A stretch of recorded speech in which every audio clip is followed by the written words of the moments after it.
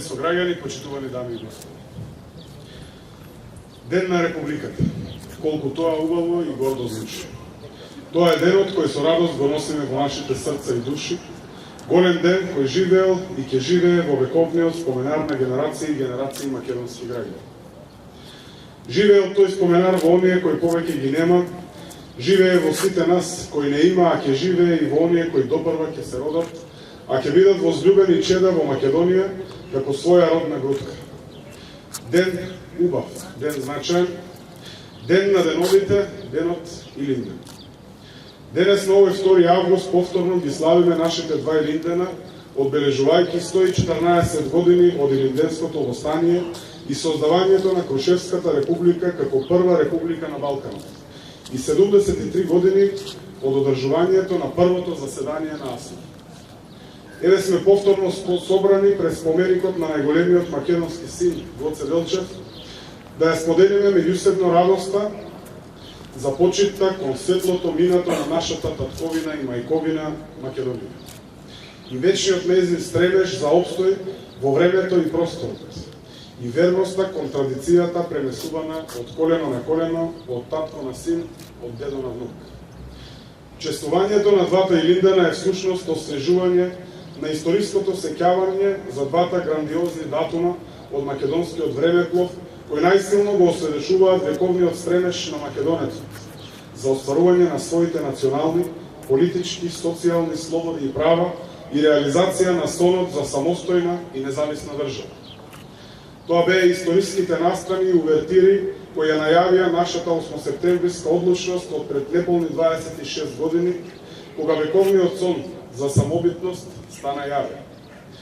Но нашето историско навраќање низ годините најпрвим не враќа 114 години наназад, на 2 август 1903 година, кога се случи непоколебливиот и јуначки восклик да се стави точка на петвековниот османлиски јар. Сведоштвата на многу македонски мажи, жени и деца ја одразуваат вистинската слика за неподносливото робство.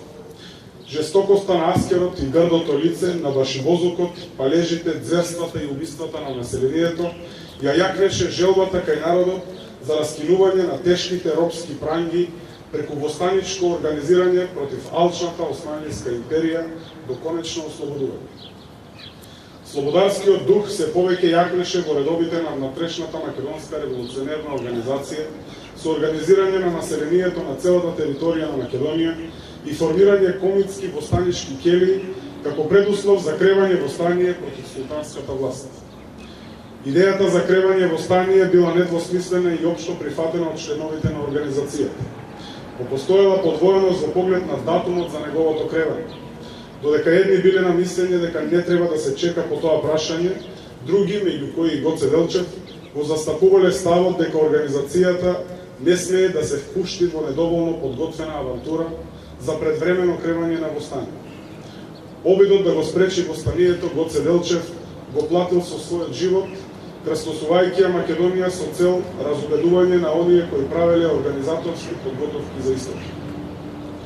По неговото загинување на 4 мај 1903 година, активностите на тој план сепак продолжиле со несмален интензитет. Па така на денешен ден започнало познатото и славно Илинденско востание во Македонија, со постигнување најголем успех на битолскиот револуционерен округ.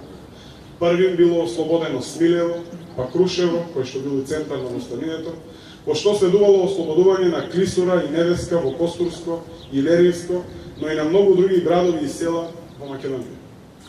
На тој начин била востановена Крушевската република како прва република на Балканот, настан кој одекнал како гром во Европа и светот. За жал, по 10-дневното отстојување на Крушевската република, Илинденското востание во крв било задушено на мечкинкана. Но големиот подвиг на востаниците ја издигнаа Илинденската епопеја на пиадесталот од македонската историја. По првиот Илинден во 1903 година, само 41 година подоцна, или на 2 август 1944 година, на Македонија и се случи и вториот Илинден, како епилог на уште една значајна епизода од македонскиот вековен стремеж да се биде свој на своето. Станува збор за првото заседание на АСНОМ одржано во манастирот Свети Прохор Пчински на кој беа удрени темелите на македонската држава.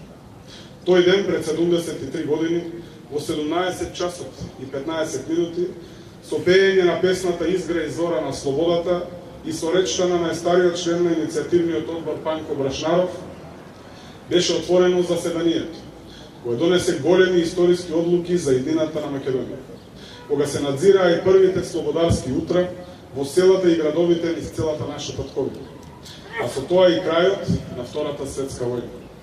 Во оваа прилика вреди да се издвојат судбоносните документи како што се решението за прогласување на АСН за врховно законодавно извршно тело и највисок орган на државната власт на Демократска Македонија. Решението за оддавање признание и благодарност на Народно-ослободителната војска на Македонија, решението за воведување на македонскиот јазик како службен јазик на македонската држава и редица други одлуки и решенија.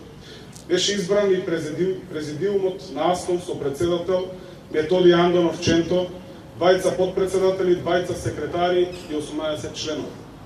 Со тоа Македонија ја доби својата физиономија како држава со цврста платформа, врз која се надградуваа сите подостежни белези на времето, низ кое се менуваше и усовременуваше. Ете, поради овие неизбришливи факти, нашите два Илиндена се вредни за гордост и славење. Ете, затоа од илинденската епопеја и од асновската државотворност мора да ги ползуваме искуствата и придобивките за нашето дејствување во интерес на Македонија и на сите нејзини граѓани. Мора да бидеме сериозни и одговорни пред новите искушенија и предизвици и со заеднички ангажмани да се водиме не од сопствените, туку од државните интереси. Тоа е наша заедничка, тоа е наша обврска пред аманетот на оние кои ја испишувале светлата македонска историја. Нека ни се срекни вековити двата Илиндена.